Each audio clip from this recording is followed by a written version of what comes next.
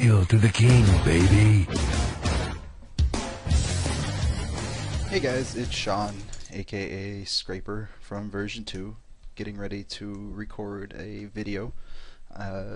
Dan recorded 4 tables of him playing 6-handed NL20 on Meteor Poker on the Everleaf network.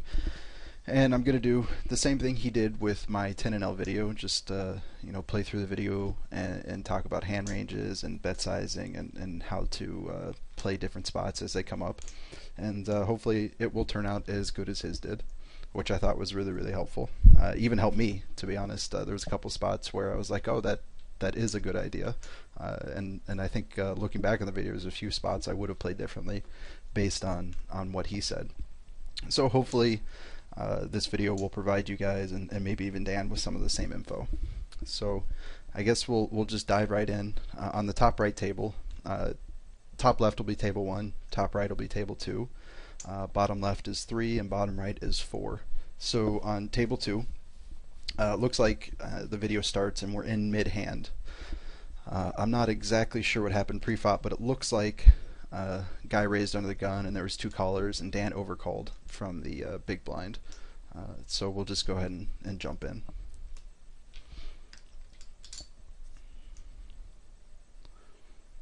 Yeah, and it looks like the flop checks through and Dan's probably going to go ahead and lead here. Yeah, okay, and we'll talk about this bet size. I actually already know what Dan's trying to do. He's trying to once the flop checks through, it's pretty unlikely that this rake spy or this guy on the top, Monta 5, it's pretty unlikely either of them has a hand like an ace. And certainly the 74-21 is really, really likely to go ahead and c-bet on the flop if he had an ace. So our hand is overwhelmingly likely to be best. But I think what he's going for here is he's going for 2 small bets. He's betting small on the flop and then on the turn, so that he can set up kind of a small river bet and try to get 2 streets out value out of somebody with a queen. But I think I'd actually bomb the turn and then go for the small bet on the river instead. Because the guy that's most likely to call us is 74-21, and I don't think he's folding a queen on the turn for any bet size. I'd probably just bomb it, bet like $3 on the turn, and then on the river back my bet size back down to try to make sure he still calls with a queen.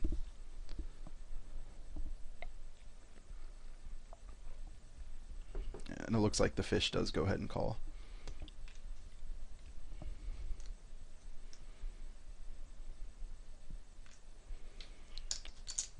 And then on bottom left here, we flop a gut shot versus 19-4. Kind of passive fish. I mean, definitely no option there but to c-bet. Actually, let's back it up. I missed the bet size on the river. On the top right table.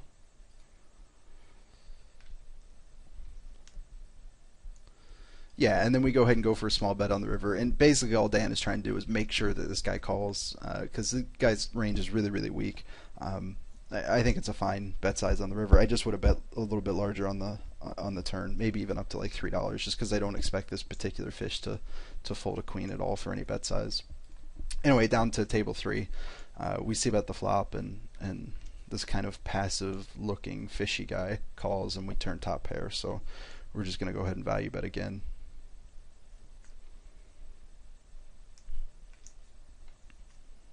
Oh, this river is an interesting spot. I think we have 2 options on table 3 on the river. I mean, the guy calls the flop on the turn. He's fishy, but he's relatively tight passive fish. I think we could check fold the river, as well as maybe bet something really, really small to try to induce a call out of a 10, maybe something like $3. And I think either plan is fine. I'd probably just go ahead and check fold and expect the guy to never really bluff the river. But knowing Dan, I think he might go ahead and bet something like $2 or $3 here. Yeah, you can see with his mouse moving back and forth, he was debating, and he does check, and we take the pot down. Top right, opening ace-9 suited blind versus blind, and that's obviously really standard. And we flop a gut shot, 2 overs, and a backdoor flush draw. We're just kind of the nuts when you're facing a fish. I think, okay, so Dan decides to check here, which is a little strange. I'm assuming his plan is to check call multiple streets, possibly check raise at some point, I'd probably just go ahead and bet here. But Dan knows what he's doing here, I'm sure. I think that if you're not prepared to check call more than one street with ace high, you need to just go ahead and bet and have a chance of just taking the pot down. Because it can put you some tricky spots when you start check calling a board when you just have ace high.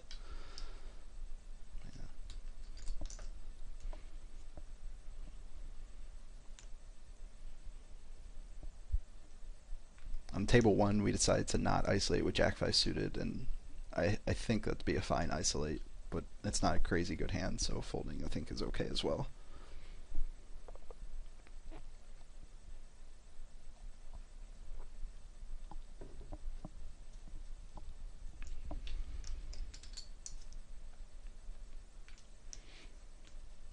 So I think there's not much going on right now. I think as this video progresses, you'll probably see several spots where I would opt to check, and Dan's going to opt to bet, and that's just kind of like a general stylistic thing. Dan is much more aggressive post flop than I am, and pre-flop. Pre-flop to a small degree, but definitely post flop. He'll fire 2 and 3 barrels. Really, really often with a high frequency that I don't. I tend to do 1 really often, 2 very rarely, and then 3 some of the time. You can see here with 8-2 offsuit, Dan is taking a look at this guy's fold to steal to see if it's okay to just go ahead and open raise a pure trash hand on the button. He finally decides that the guy is not going to fold enough.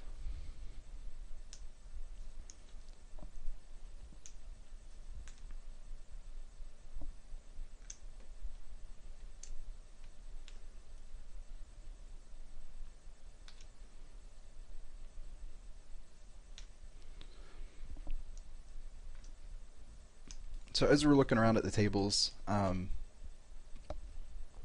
table 1, we have a really, really good setup. We have to our direct left, we have, it looks like he might give us a little trouble every once in a while, 29-24 with an 8% 3-bet. Oh, by the way, I didn't do that earlier. This is Dan's HUD. VPIP, PFR, 3-bet, fold to 3-bet, C-bet, fold to C-bet, steal, and fold to steal. And that last number is number of hands. But anyway, so on top left table, really good table. We have one guy on our left that might give us some problem every once in a while, but he's not too crazy. And then 2 just pure nits, 13-9 and 15-11, over reliable enough samples that we can tell that they're super nits. And then we have direct position on this 56-11, half stack fish. So that's going to be a super profitable table. Table 2 kind of sucks because our really aggro fishy guy is on our left, but we're still probably going to be able to own him. We just have to play a little bit tighter pre-flop and just take him to value town. And there's not, if we're going to run bluffs, they have to be 3 barrels, and there's no guarantee they're going to work. So in general, I expect on table 2 Dan to be relatively tight.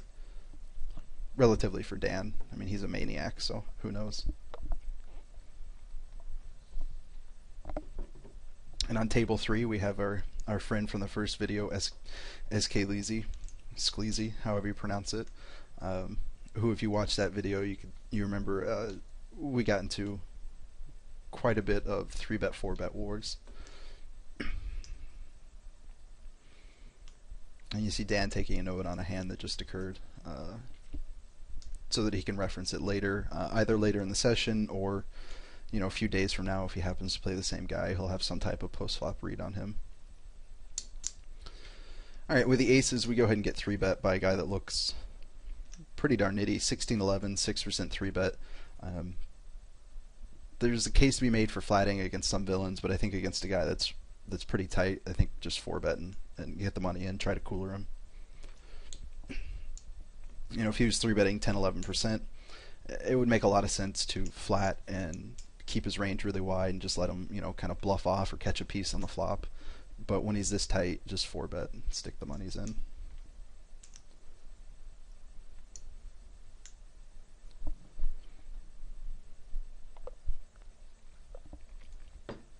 Alright, so he flats us, which is kind of interesting. Dan made a relatively small 4-bet size. I mean, not terribly small, but he went from $1.80 to $4. Which is kind of standard, but this guy ends up flatting.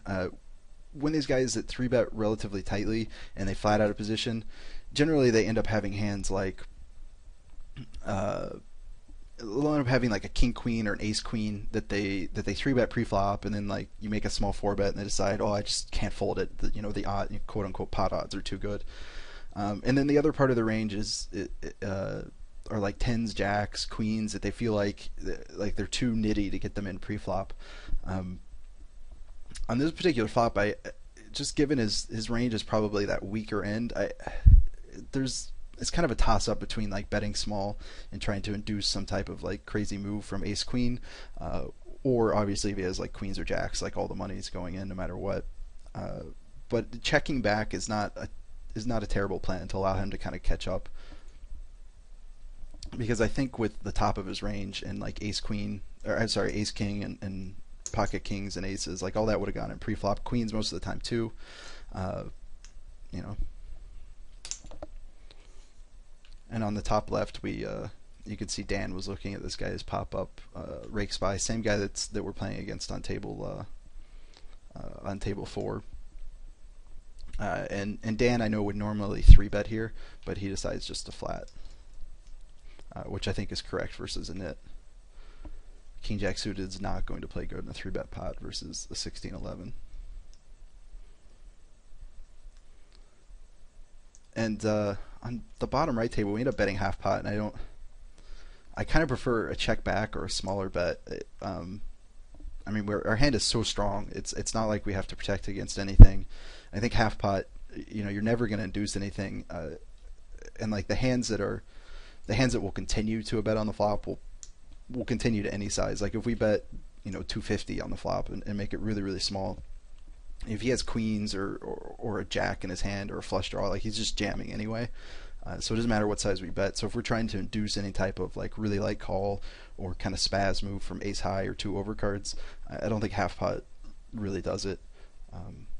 So I think that size just kind of targets the top of his range, which I think a smaller size would do the same thing. And we check raise here with the nuts on table 2, which is fine. We're just trying to stack this guy if he's got some type of diamond draw or ace king, pocket aces, things like that. And we're just gonna barrel here and probably just make it pretty big and ship the river.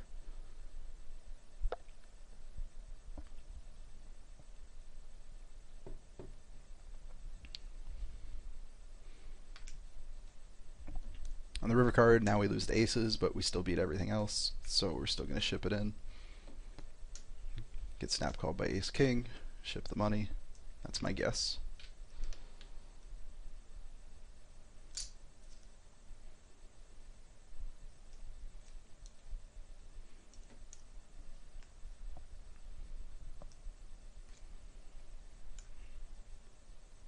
Let me back it up here with a 6-8. It looks like a bet went in somewhere. I actually wouldn't have minded a flop bet and following up with barrels, but he decided to check the flop. And what's going on here? Oh, we did bet the flop. Okay, cool. Yeah, I like the flop bet. And it looks like we decided not to follow it up with a turn bet. I think Dan's thinking here is that this jack kind of hits his range a little bit. It connects to like some of his gut shots and open enders. By giving him a pair or completing his hand. And we don't expect him really to fold a 10 or a 7 on the turn anyway. And on this river, he's just betting, trying to make him fold a 10 or a 7. And I think it's reasonable. We can rep a king or a flush, and it's really, really hard for this guy to call with either, with the 10 or a 7. Okay, and he raises and we fold. Okay, well played.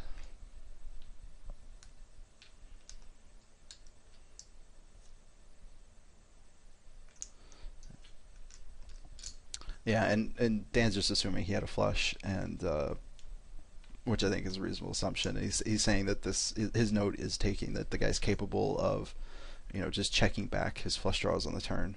So it means like if we bet to him and then check a turn, he's not going to bet his draws. He's going to be betting his made hands, like his middle pairs and top pairs and bottom pairs, as opposed to his his draws.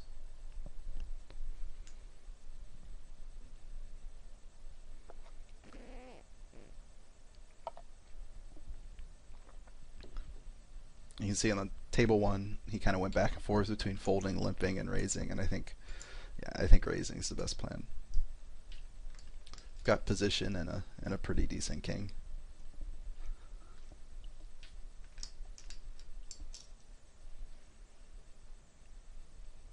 Yeah, and he's going to check it back on the flop, which I think is 100% the correct move. I mean, we're multi-way versus two fish on a drawy board.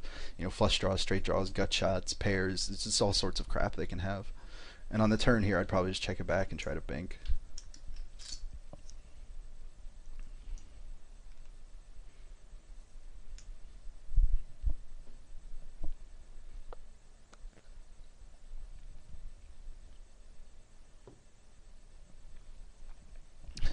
And he's typing me a note in the chat saying he didn't like that board to c-bet, and I think, yeah, he didn't really have to explain that one. I think multi-way, even in position, you know, you just don't, you're just not going to get enough folds on that board, and the only way to win is to barrel off, and there's just no, you're talking about putting in a lot of money with king high versus guys that don't fold.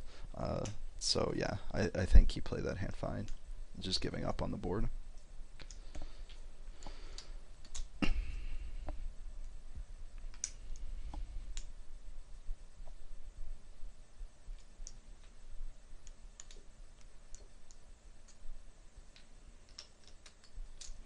Yeah, bottom right table, this SK Leezy, I think if Dan didn't know anything about him, I think this 3-bet would be fine. And maybe Dan forgot who he was, you know, or had like a brain fart for a minute. But I think versus this guy, I'm not a huge fan of 3-betting here unless his plan is to ship it in over the top, and even then it's not that good because we know that SK Leezy will like 4-bet and call really, really wide if you watch that last video. And it's possible that Dan just wants to like build a dynamic, you know, like let's start 3-betting and this is an okay hand to do it with, but I still don't like it. I think SK Lee, just based on the history from the last video against me, he's just not the type of guy who's going to fold to this often enough, and he's going to give us problems post flop. And then Dan proves me wrong and the guy folds. But I'm pretty sure that 3-bet is probably going to be minus EV in the long run.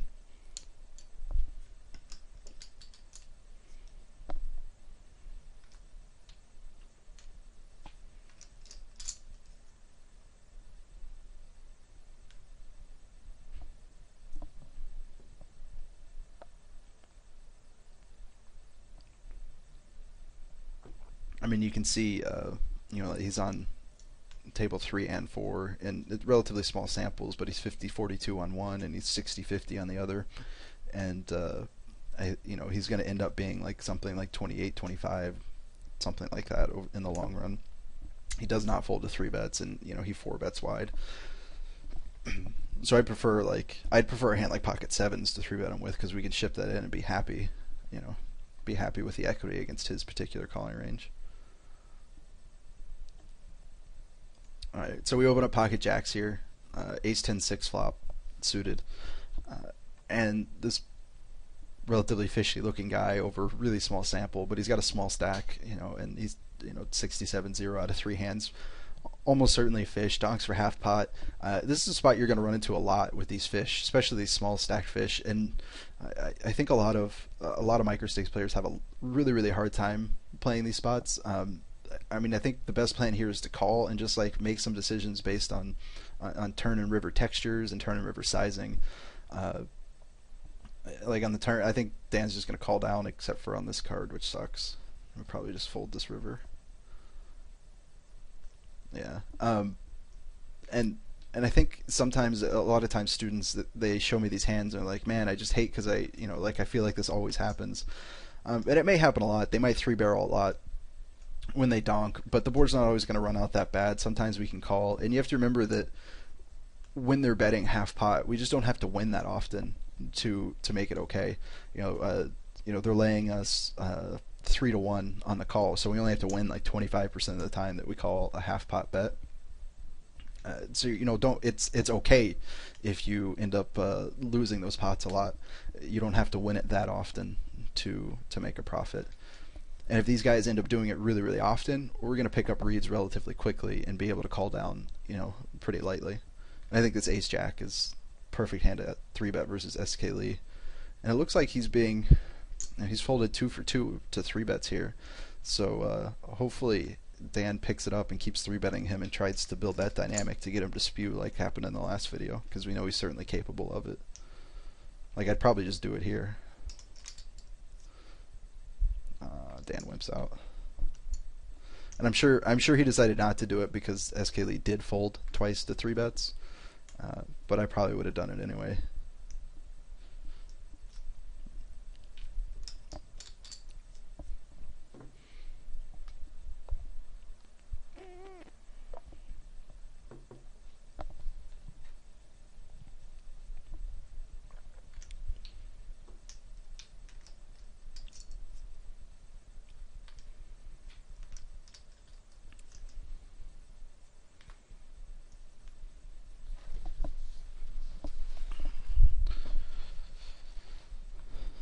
Bit of a lull in the action here. We do have kings on the top right, which is the nuts. Hopefully we'll get some action.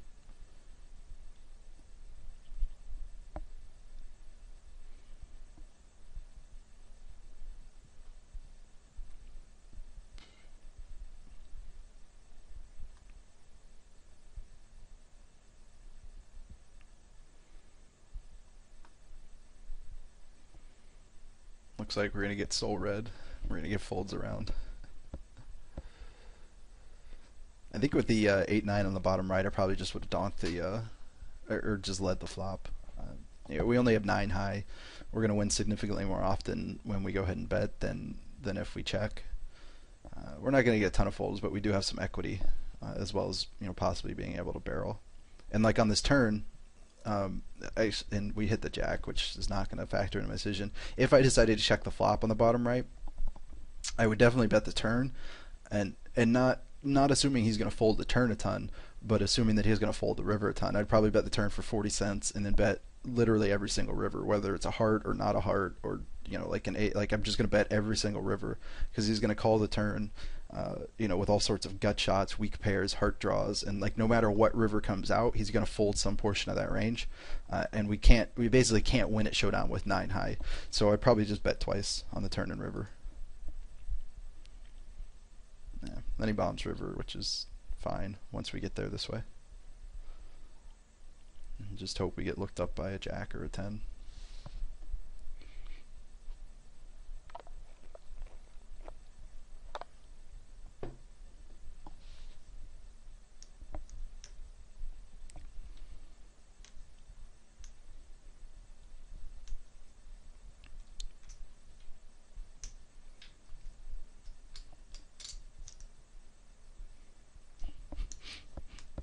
And if this weren't specifically SK Lee, I think Dan contemplated cold 4-betting there. But SK Lee is just going to flat the cold 4-bet really often, so it's just not going to work out.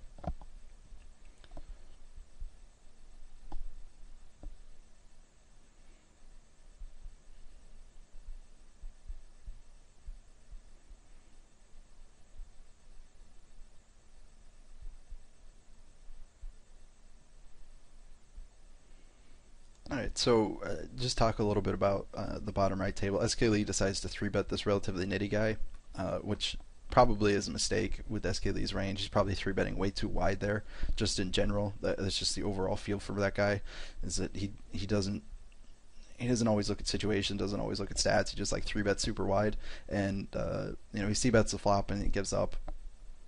And he probably just has like total air, like an ace-jack, ace-8 type hand.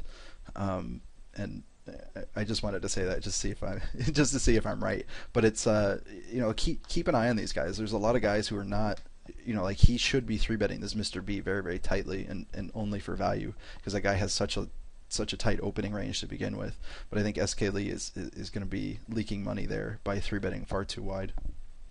On table 2, I think, yeah, I mean, this guy's 12-8 over 178 hands. There's nothing to say there. We're just going to snap fold to his 3-bet.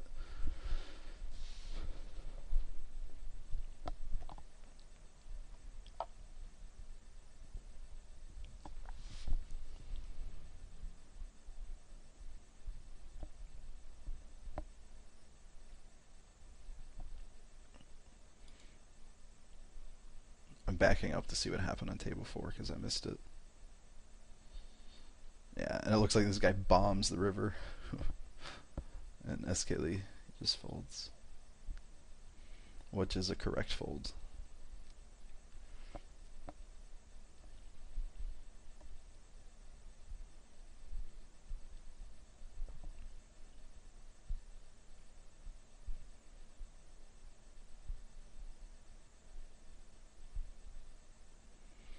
So yeah, overall, so far I think Dan's playing pretty good. I think there's a couple spots where maybe he missed spots that he could have just picked up a small pot here and there, which is kind of surprising because Dan tends to be a bit more aggro than me post flop. So maybe he was playing a little bit tighter for the sake of the video, or maybe he was just in a nitty mood. I don't know. Actually, we'll back it up here. Talk about this hand. All right, so we open 6-7 off on the button, totally standard.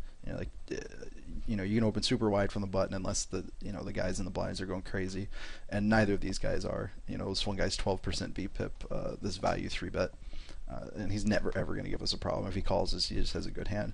This other guy's 23-10, which is kind of fishy, but he's not playing a crazy out of the box range. And we flop middle pair here on ace 3-6, and I think a lot of people would be tempted to check back here, which is a big mistake. We have a hand that, like, if we check back, it can't, like, one, it's really vulnerable. Any any overcard in the deck possibly hits our villain and and kills our hand. And now we can't, like, if it comes a king, queen, jack, 10, 9, kind of freezes up. We can't really do anything. But on the flop, we can certainly bet to protect, as well as possibly to get value from like some flush draws or straight draws, which aren't super likely, but it's just significantly more profitable. Just go ahead and bet, take in the pot now, and if we get called, it's most likely by a flush draw or an ace, and we have 5 outs to improve. Like our 6 and our 7 are almost always good outs. So yeah, just betting here is going to show a ton of profit compared to checking back. Whereas like we check back, this guy's going to lead into us on the turn really often, and it's really really tough to like make multiple calls with just a really really crappy raggy pair there like a 6. So if you're not betting in spots like this, just go ahead and bet it. And if you feel like a need to rationalize, like, is this a value bet, is it a bluff? It's a semi bluff. You're just semi bluffing with a 5 out draw, and if he folds, we had the best hand, but no big deal. It makes more money than checking.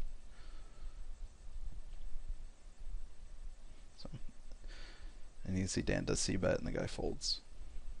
And Dan doesn't c-bet large. If you notice, it was $1.40 in the pot. He c-bet 80 cents. It's simply because all we want the guy to do is fold his air. That's all we care about. Like if he has an ace, he's never folding for any size, and we just want him to fold his king highs.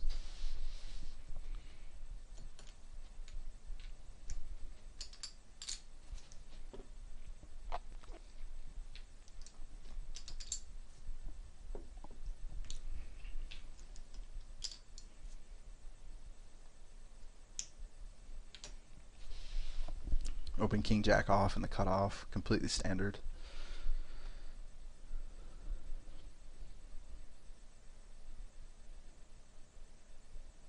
See what Dan does with the 7-8 suited. To be honest, I'd probably just fold it.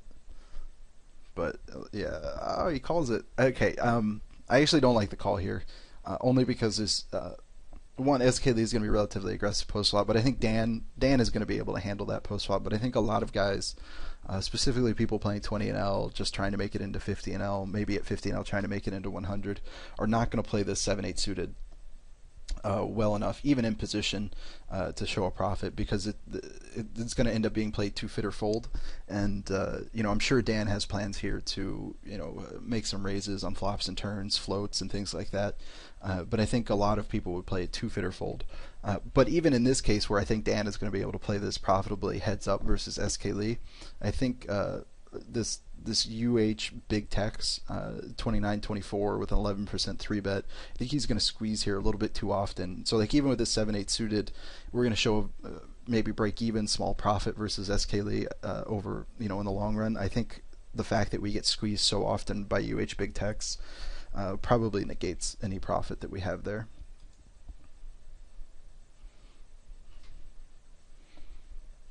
Of course, Dan proves me wrong by flopping the nuts. Just by the way, I know this isn't actually the nuts, but when you flop an open ender versus SK Lee, it's really hard for Dan to lose this pot. And then he banks with the straight flush draw. I think SK Lee is going to check here really often. And I'd be pretty tempted just to check back if he does check. Alright, let's talk about the merits on this turn. We bank, the second nuts, we lose, or the third nuts, I guess. We lose to Queen 8, King Queen, and full houses.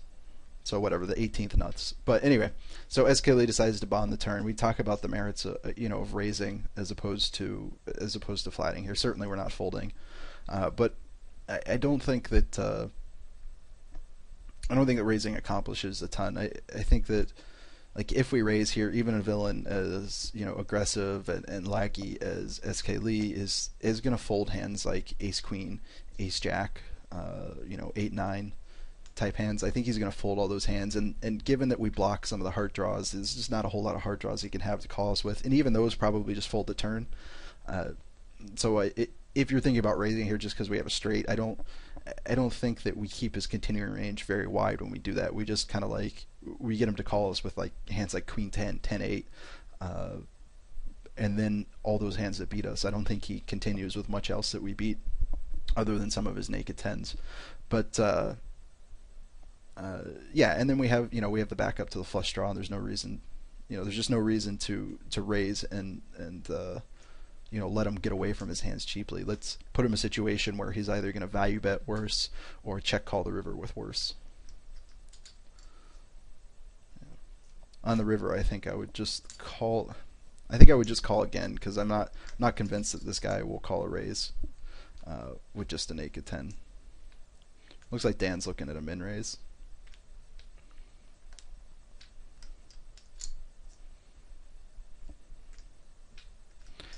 I think if we're going to raise, I would just ship it in. Because like even with this min raise, we're targeting like 10x mostly. If you're going to raise, I prefer just shoving. I don't think he's going to fold a 10 for that size. And if he calls us with a jack, then he's a crazy idiot, man. Yeah. So the question is, I probably want to raise the river. I think Dan makes a nice good thin value raise. I mean, thin in that like most competent players aren't calling a river raise with one pair. But I think if you are going to raise, just shove it in. Like I don't think that extra $4 makes a difference in his calling range. And SK Lee, makes the bad payoff.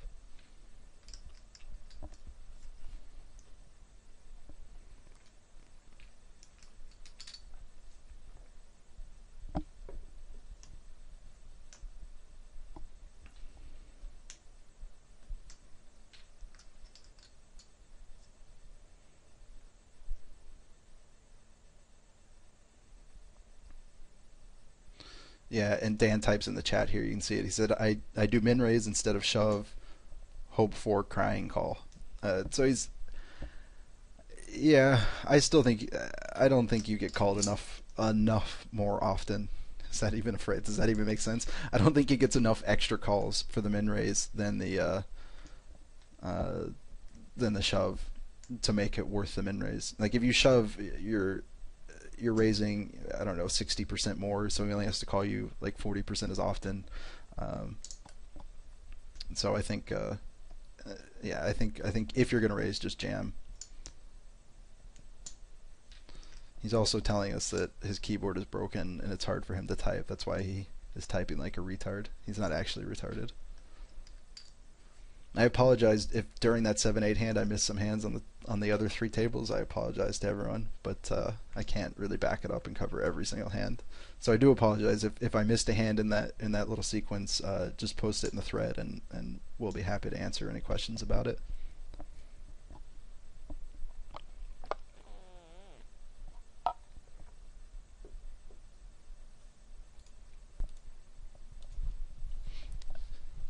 So anyway, I guess just to clarify a little bit, one of the reasons I didn't like the river raves there is that I think SK Lee's his loose, aggressive, calliness is more weighted towards pre-flop, and I don't think he does a ton of stuff to get out of line post-flop, at least from what I've seen anyway. But Dan does make a nice raise on the river and gets paid off by kings, so good for him.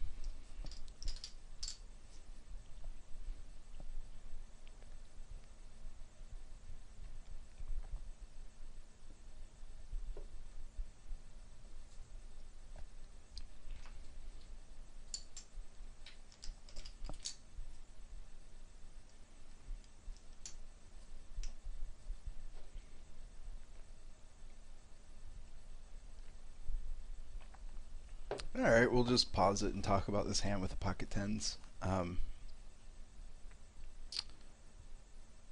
It's close. On the bottom right table I'm talking about, we have pocket tens. This is Love My Kids. It looks like a relatively passive guy. He's 26-9. He's definitely a fish, but he's on the he's not super loose, and he's definitely not aggressive. He does have a 17% 3-bet, but that's over 47 hands, so it doesn't really mean much yet. This is actually a kind of tough spot. I'm not in love with folding, calling, or jamming. I would probably, it's not an easy spot. I'd probably just call and take a flop and just kind of play. Folding's okay, but I'd probably just call and take a flop and just expect him to play like super Dan checks and expect him to play super straightforward post flop. But I think folding's okay. Jamming I think is probably the worst option, just because like his 3-betting range, he's not going to call it off like if he was 3-bet bluffing ever, and we don't beat any of his 3-bet value range. What was kind of funny there is Dan checked to see where he was from, and it showed up as the United States, and then Dan folded. So, he had to make sure the guy wasn't some, crazy idiot from Northern Europe. And Dan's checking this guy's raise first from early position, which is 31%, so I don't imagine we're folding ace-jack here. We're either going to 3-bet it as a bluff or flat it.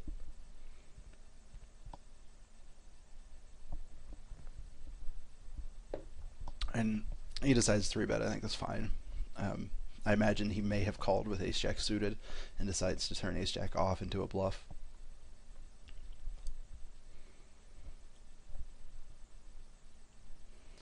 And the guy 4-bets, and I don't think we have enough history to shove it in here, so we're just going to fold.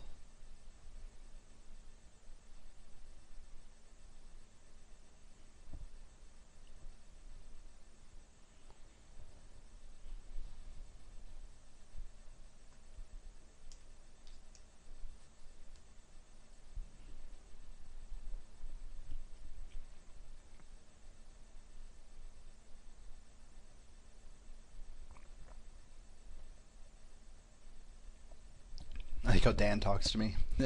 every decision he makes, he writes me a little note.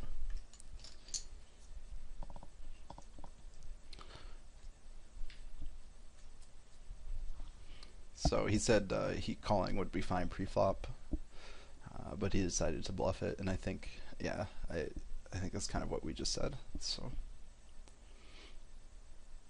oh, I'm definitely 3-betting ace-jack versus this guy. And he flats.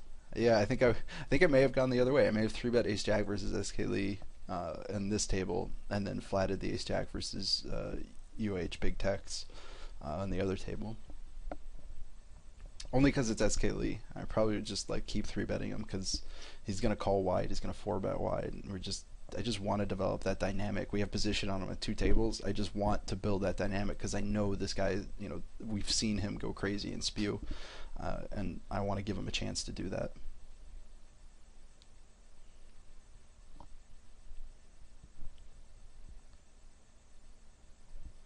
So we flop top pair multi-way. This guy leads rather big for a fish. And I think our only choice is really I guess he's going for a small raise. I think Dan is doing this for value and to just take control of the pot because he doesn't want to face multiple barrels. And I'm 100% sure that he was raise folding there. He was min raising to get a little bit of extra value from the guy's weaker aces and to take control of the pot. And if the guy had shoved on him, Dan would have folded the ace-jack. Yeah. Now he's going to bet small and shove the river for half pot.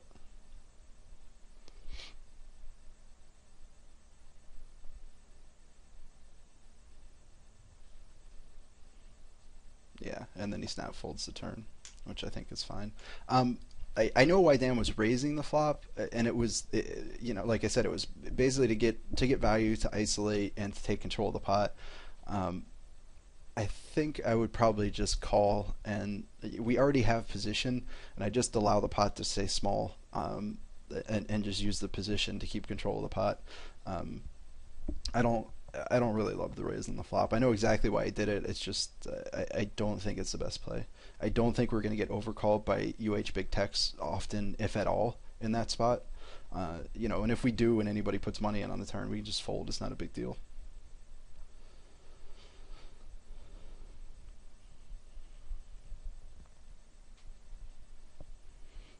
And Dan is choosing to check down with a king queen over here on the right, and I think I just would have c-bet the flop and you know, and just been done with it. But he chooses to check down. I think like we may or may not get folds from ace highs there on the flop, but we definitely get folds out of hands that can win the pot against us. Like if this guy had king jack or jack 10. Oh, hang on, I gotta. Okay, sorry about that, guys. Someone rang the doorbell and my dog started barking. So, all right, so back to what I was saying on king queen. I think I would have opted to just go ahead and c-bet on the flop. I mean, the board's not that great. It's not like we rep, you know, like this. If this guy's thinking, he's not going to think we hit this board too often. But he is going to have a lot of hands that just have no connection to the board. Hands like jack 10, king jack. You know, like we may or may not get folds out of ace highs some of the time, but certainly he has a lot of hands that will fold the flop. And you can see with ace high here, he ends up checking it down, and I think that's specifically because it's an ace high. If he had a king high, queen high, jack high, I think it's really likely that he would have just led the turn, and we can't really call multiple streets with king high.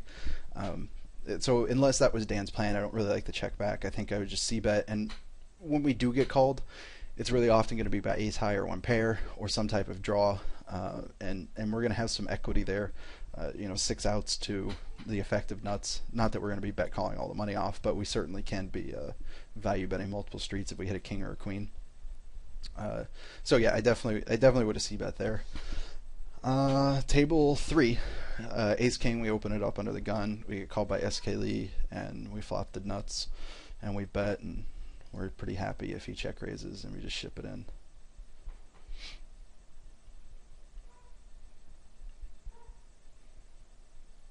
And he's taking a note on that last hand where he made the min raise with the ace jack.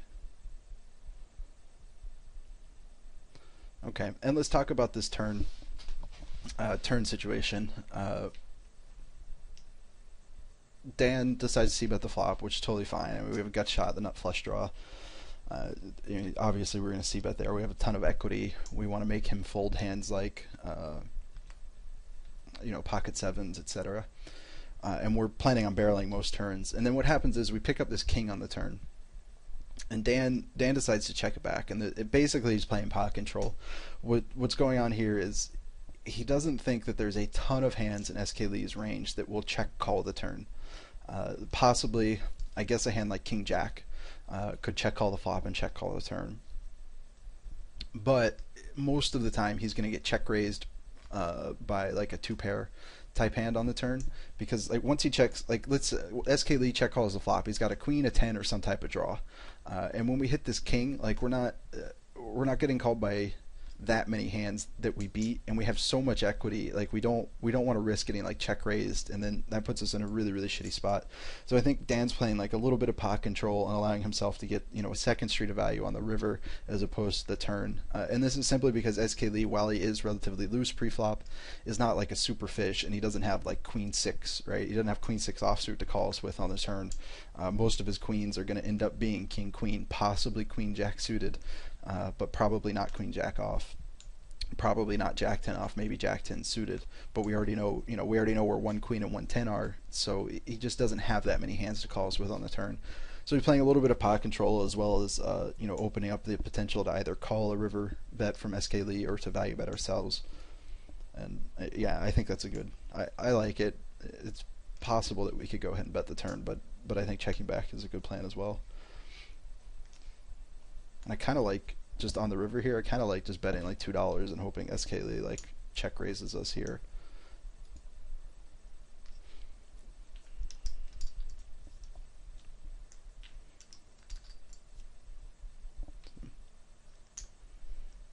we get called, I imagine, by like a 10 or a king queen, maybe king jack.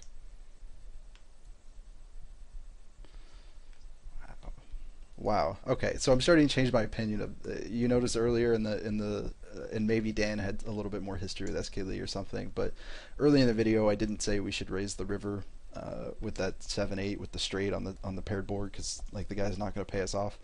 Um, After seeing him, one, being in pre-flop versus an under the gun open with queen nine suited, and two, uh, him calling a bet check bet line, which is basically never ever ever ever a bluff.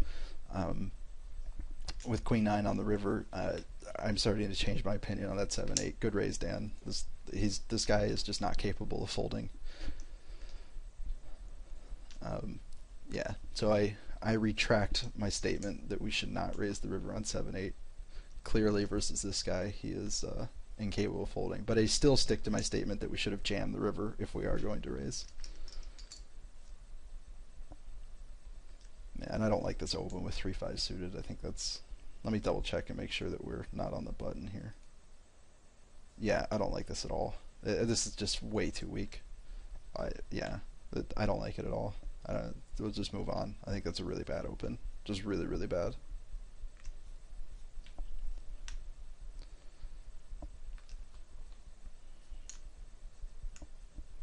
Like even if the table's playing like super super tight behind you, I just think that his hand just plays so poorly post flop. There's just it just can't. I don't think you can turn this into money. I mean, I think everyone behind me would have to be like 12 VPIP for me to start opening that in middle position.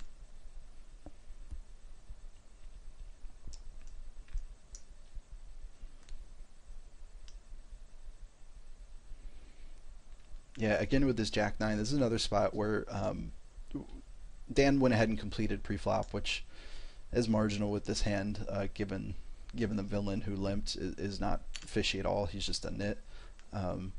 But once it checks through on the flop, I expect this nit to just end up with like some type of suited connector, some type of underpair, maybe a hand like sixes, fives, fours, twos, things like that. Once he checks back the flop, possibly a hand like 5-6 suited or something, but like certainly not 5-6 of diamonds. So probably like once it checks through on the flop on this turn, I'm just going to go ahead and lead. We have a gut shot, and we're really likely just to get our bet through on the turn. It's probably just going to go fold, more than half the time on the turn.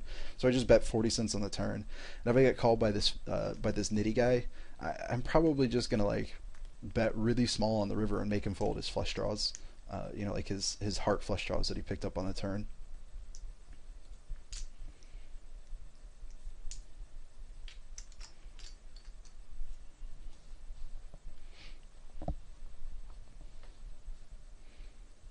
When he pots it, I just don't think he has a king here. I think it's unlikely he limps a king. Even a 13-9, there's just not that many kings he can limp. Yeah. Okay, and then on the bottom left, we're 3-betting. This is a third or fourth 3-bet versus SK Lee with pocket sevens, and 100% for sure this is 100% for value because he's expecting SK Lee to 4-bet pretty often, and we're just shipping it over the top of the 4-bet. Yeah. Jambo City.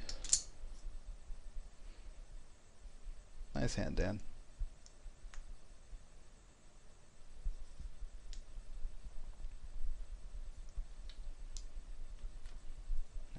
And SK Lee folds, which is actually a better result for us than him calling, although pocket sevens is going to do okay versus his calling range, because this is the type of guy who can, 4-bet call with like, and the Dan says, SK Leezy. That's so funny. This type of guy that can like call the jam with like pairs smaller than sevens, certainly all the pairs bigger than sevens, but ace king, ace queen, maybe even ace jack if he's feeling a little tilty, sometimes king queen if he's tilty. But the reason it's such a good jam is because we have equity versus his calling range and a lot of fold equity pre-flop.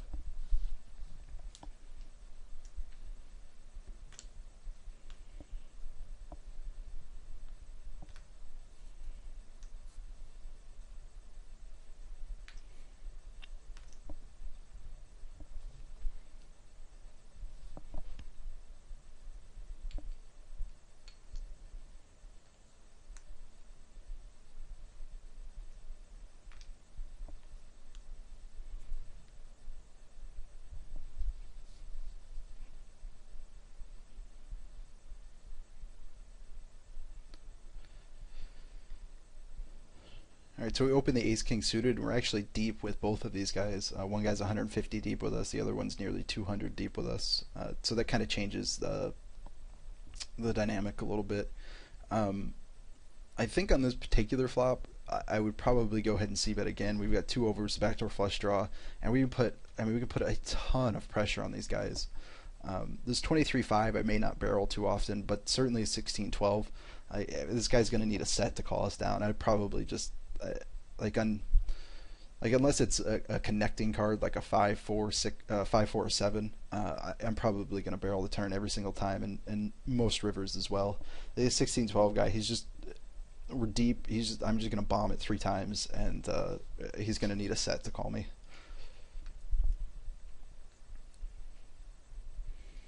And then Dan, bottom right, he opens ace-5, blind versus blind. It's a fine open. I think it's okay to fold it as well versus...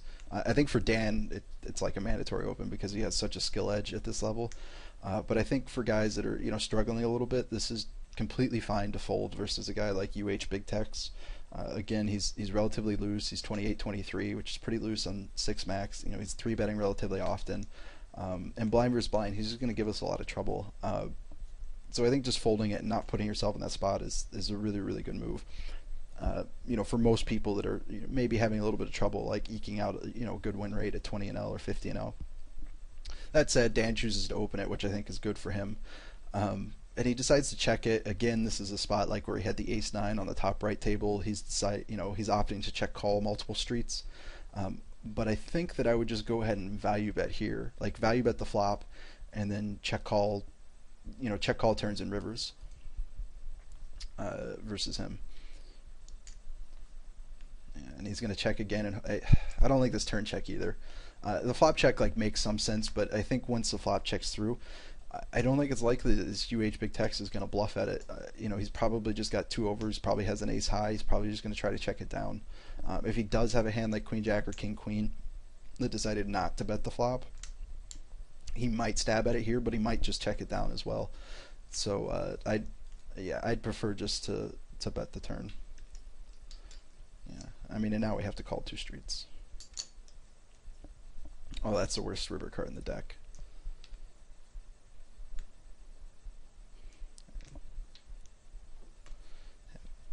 So that works out for Dan. I would have value bet the flop and then possibly have done some check calling on turns and rivers.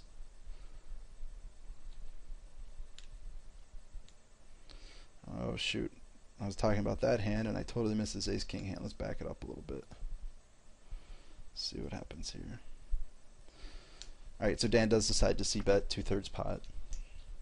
We get check call by rakes by the nit, so we can pretty much assume he has a pocket pair and possibly a set. His pocket pairs, this type of guy possibly not 3-betting a hand as strong as 10s, so he literally could have anything from pocket 3s through pocket 10s.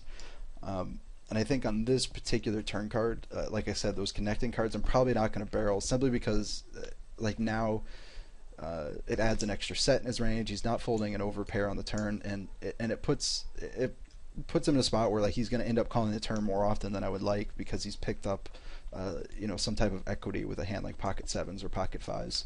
So I'm probably just on this particular turn card I'm going to give up. But had the turn card been a 9 or better, I would have continued barreling. And we'll see what Dan does here.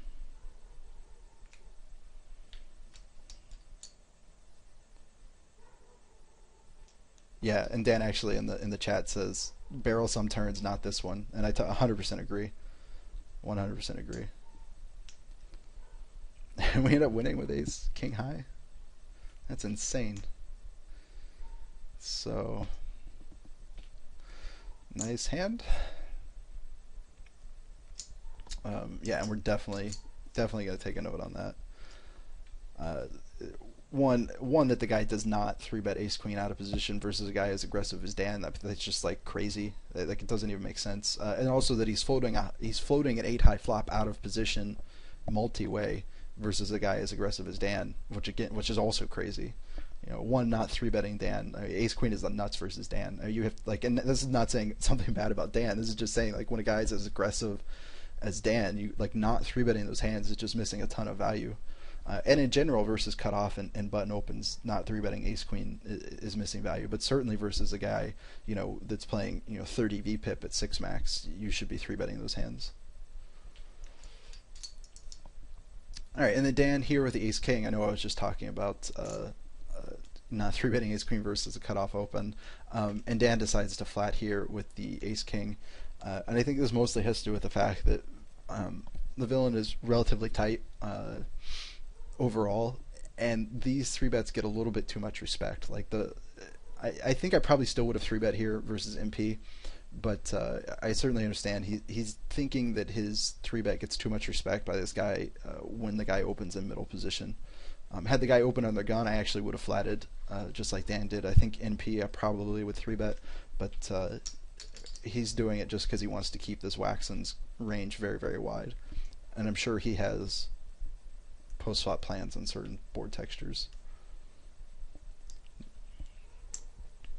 And I would just go ahead and value bet the turn here, which I'm sure Dan does. Let me talk about why I say value bet. The guy checks back the flop. It's unlikely he has a made hand. If he had a hand like pocket sevens, pocket fives, or a flush draw, or anything better than pocket fives, he's certainly going to bet the flop, or almost always going to bet the flop. So when he checks back the flop, he's just going to end up having two overcards that decided he couldn't bet, possibly some ace highs, like ace queens, ace jack, ace 10 suited, and all of those are somewhat likely to call the turn. So so we just value bet versus worse ace highs and try to get called there.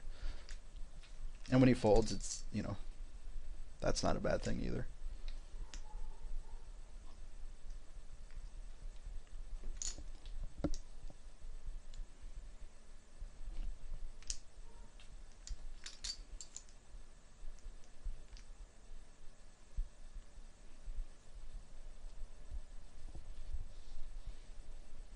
You can tell Dan wants to open that king 9, and he finally decides to not open it. It's also saying the tables are bad. Some of them are. Table 2 doesn't look very good at all. But both tables that we have position on SK Lee, those are pretty good tables. I mean, we're going to abuse the heck out of him with 3 bets, and he's just going to snap. Table 1 is pretty good too. We have position on 2 different fish, 165.5, 163.26. So table 2 is bad. The bottom 2 tables aren't super great, but we do have position on SK Lee, which I think is good.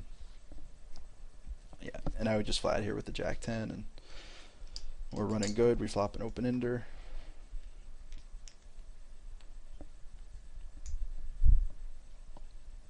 Yeah, and just clearly we're just going to bet.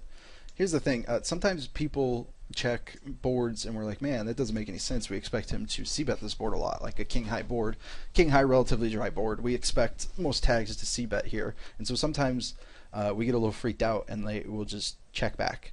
And we have to think about it this way. When we c-bet, if we bet 2/3 pot, which is 80 cents here, the villain only has to fold 40% of the time for us to break even. That's assuming we don't have any equity. I mean, like even if we just had like ace 3 here, we'd have some equity. Our ace is going to be good some amount of the time. So we'd actually have to fold less than 40% of the time to break even. And certainly with an open ender, we can just go ahead and bet. But anytime someone checks to you as a pre-flop raiser, just bet. Like they just don't have to fold that often. And there's going to be really often times where you can barrel. Dan's thinking about whether or not to bet here, and I think, I think he's a little bit unsure. I think if we're going to bet this turn, we have to 3-barrel, and I'm not convinced that SK Lee is capable of folding a queen to 3 barrels. So I think I'd like a check on the turn here, and we run like God. Oh, it's so funny. Just bink. I just raise it up huge. Looks like Dan might go for a smaller. Yeah, it looks like he's going to go 3S. I'd probably just make it huge. Just given our history with this guy, I don't think he's going to fold. I'd probably just make it like $7.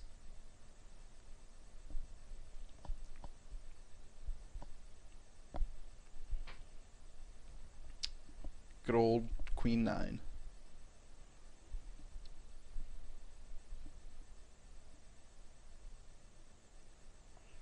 Yeah, and Dan is typing in the chat that he he felt like the guy had a naked queen, which I think is 100% reasonable. I just don't think this guy's folding a queen for a bigger bet. So I don't like even if even if I knew the guy had one queen, I'd probably have raised it bigger given who it is. On the bottom right, we flop trips, and looks like Dan C bets the flop, and he's going to opt to check call turn. I probably just bet. I think the guy floats this flop with a lot of ace X's, and will call us on the turn. And he's probably not going to fold a jack on the turn either. I probably just would have bet the turn.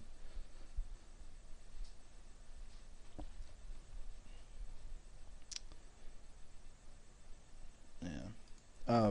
We'll back it up just a little bit.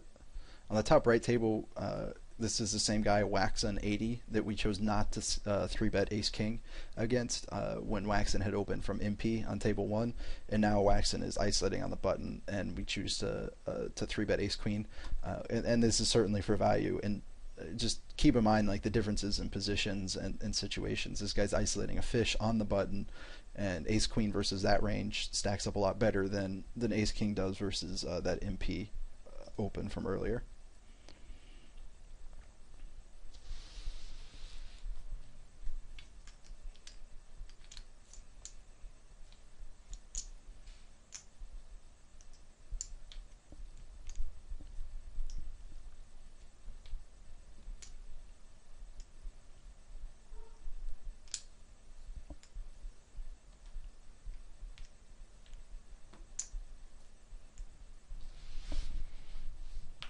Looks like we're coming up to the end of the video. Let's see if we have another interesting hand or two.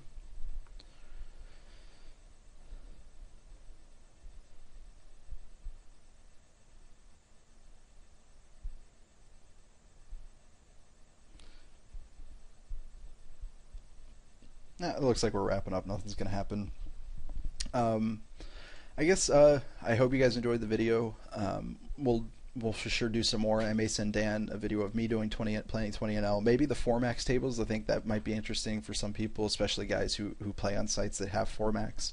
Maybe that will be the next video. We might also do some type of stat review or hand history review, something like that to go along with these sweat videos. But yeah, I certainly hope you enjoyed the video. I hope that you learned a little bit from it. And it was relatively interesting because I'm so used to Dan being far more aggressive than me that in several of these spots I found that I would have been betting that he wasn't. So it was kind of interesting. But overall, I thought he played really well. And I thought, you know, I hope that it's informative for you guys. And I guess I'm just gonna end the video. Good luck, everyone. Talk to you soon.